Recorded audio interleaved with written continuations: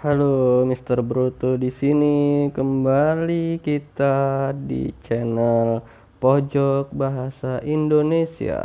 Oke, pada kesempatan kali ini saya akan memberikan sebuah video untuk media pembelajaran khususnya pada materi cerita fabel.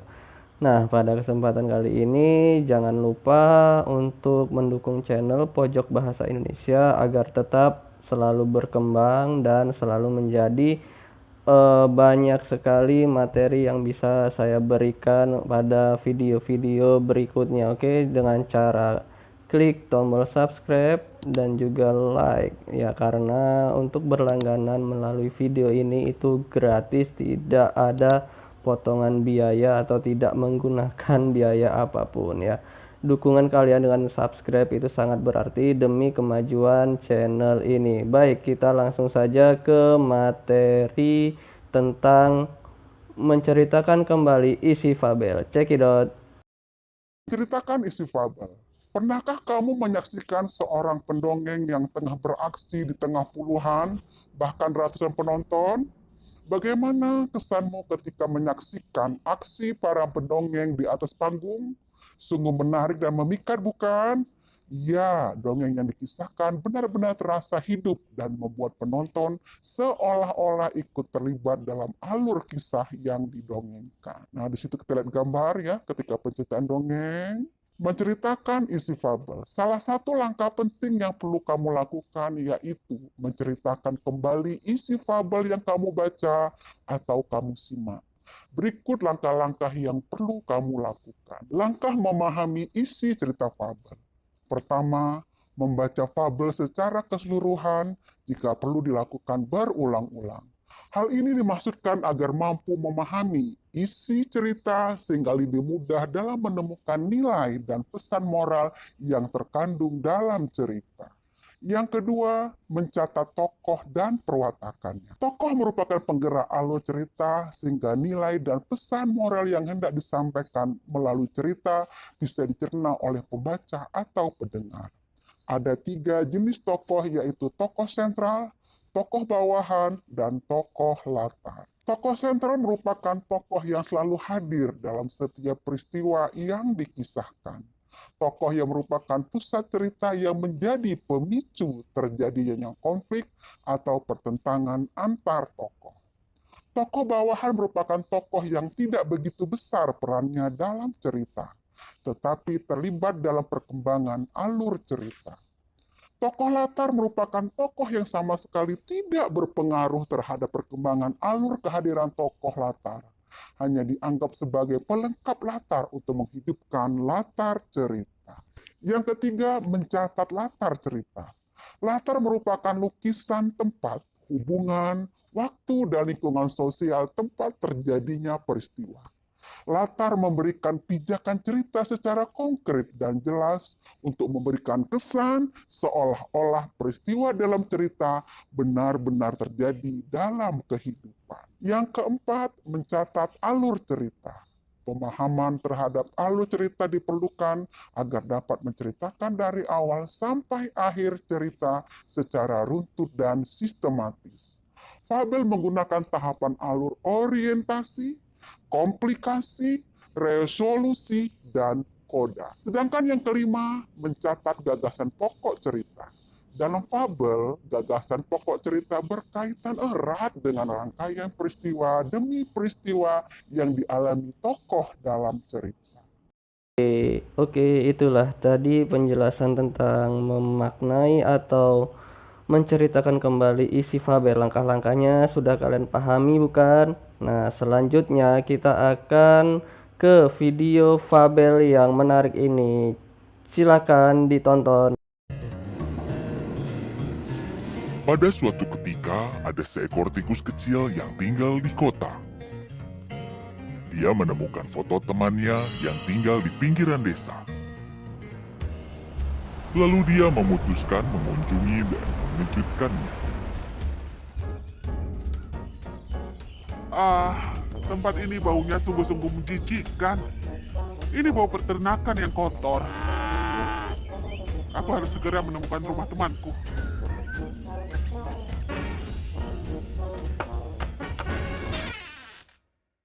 Hai, teman terbaikku.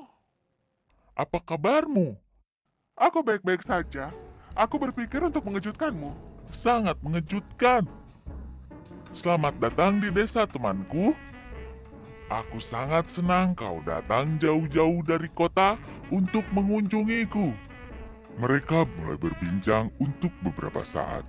Kau melewati perjalanan yang panjang. Kau pasti sangat lelah. Kenapa kau tidak menyegarkan dirimu? Sementara itu, aku akan menyiapkan sesuatu untukmu. Tikus desa segera ke ladang. Tikus kota menyegarkan dirinya. Baiklah, aku akan mengambil beberapa sayuran segar. Sementara itu, tikus kota menghabiskan semua airnya saat menyegarkan diri. Airnya sedikit sekali. Kotaku jauh lebih baik daripada di sini. Tikus kota pun keluar, merasa kesal. Kemarilah, kita akan makan di luar. Aku telah menyiapkan semuanya untukmu. Tikus desa menyiapkan kentang yang manis, akar bit segar, dan lobak. Dan susu segar. Kenapa kau tidak duduk? Tikus desa menyuguhi tikus kota. Inikah yang selama ini kau makan di desa? Makanan mentah. Ini sangat tidak enak. Tikus desa berusaha keras untuk mengesankan temannya, tetapi dia gagal. Setelah makanan, tikus desa memutuskan untuk memperlihatkan ladangnya kepada tikus kota. Udaranya segar sekali. Aku bahkan bisa mencium wangi bunga di sana. Apa benda hijau ini? Itu adalah kacang polong segar. Lalu, mereka melewati pupuk kompos yang basah. Tempat ini sangat kotor. Kotaku jauh lebih bersih. Sejujurnya ya temanku, aku tidak menyukai caramu hidup. Memakan makanan seperti ini. Dikelilingi serangga dan semua kotoran ini. Datanglah ke kotaku. Kau akan melupakan semua ini. Maafkan aku karena makanannya, tapi tidak ada yang salah dengan makanannya. Semua sangat segar di sini.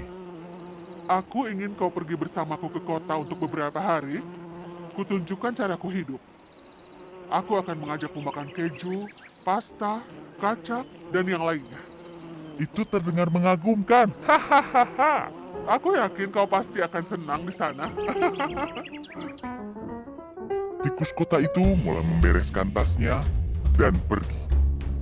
Ini saatnya aku pergi. Terima kasih. Aku sangat senang.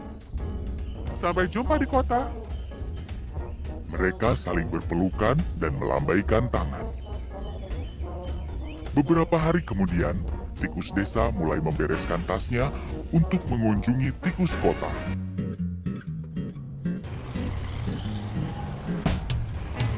Gedung yang tinggi, mobil yang berkilauan, dan makanan lezat yang akan aku makan. Aku jatuh cinta pada kota.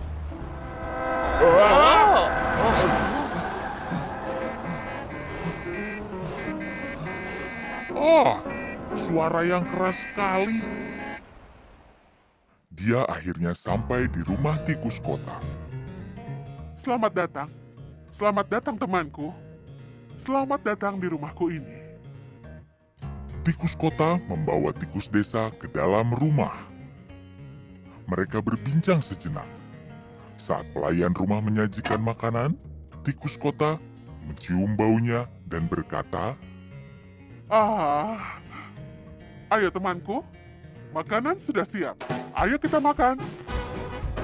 tikus desa sangat senang untuk memakan makanan itu. Silakan temanku. Itu keju, susu, pasta, roti panggang, selai kacang, kue, dan buah-buahan.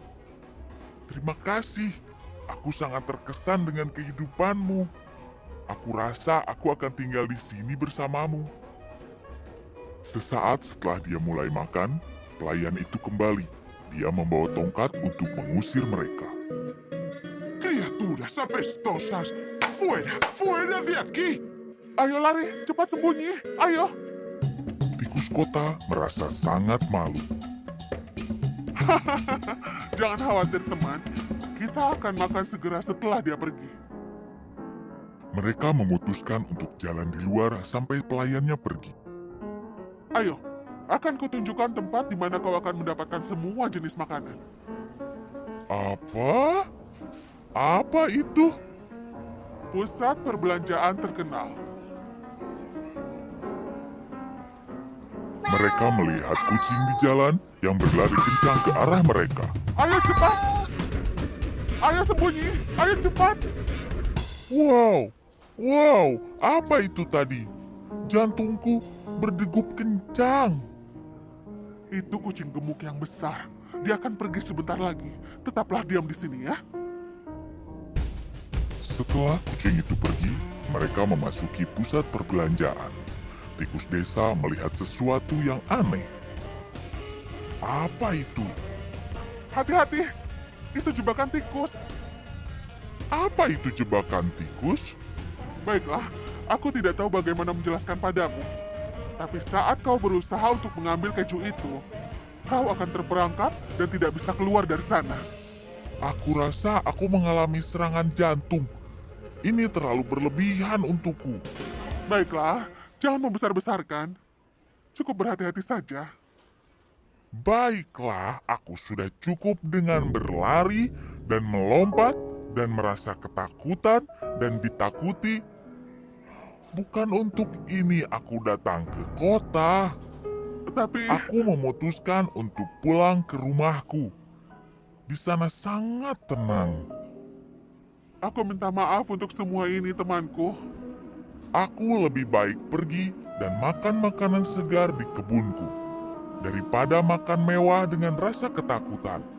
Lebih baik hidup sederhana daripada terus berlari di dalam semua kemewahan ini.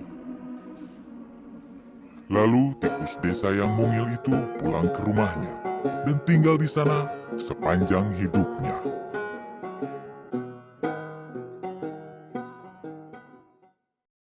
Ya, demikian tadi materi yang bisa saya berikan pada video kali ini. Semoga bermanfaat dan sampai jumpa pada video pembelajaran selanjutnya. Salam literasi. Bye-bye.